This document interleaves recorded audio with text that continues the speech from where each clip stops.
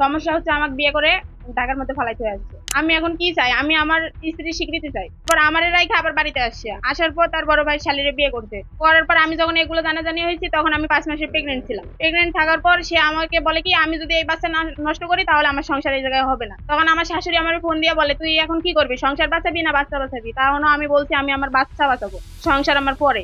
তখন এগুলো বলার পর ওনারা কেউ মানবো না। ওনারা বলে কি যদি তুমি সংসার করতেই চাও তাহলে তোমার বাচ্চা নষ্ট করতেই হবে। তিনি আমার সাথে কোনো যোগাযোগ করেন না। এখন তিনি কি চায় সেটা আমি তো জানি না, কারণ আমার সাথে তার কোনো যোগাযোগ নেই। যোগাযোগ থাকলে না আমি জানতাম যে সে কি চায়, আমাকে নিয়ে খাবে কি খাবে না। এখন যদি একটা মানুষের সাথে যোগাযোগ না থাকে তাহলে আমি কিভাবে বুঝবো যে সে কি চায়? আমার শ্বশুর তাকে ফোন দিয়ে ডাইকা নিয়ে আসছে, আর আমার ননদ বলছে তুই ওখান থেকে চলে আয়, ওরকম আরো 10টা মেয়ে দেখে তোর আমি বিয়ে দাও। বিয়েটা কি ছাওয়ারাতের খেলা?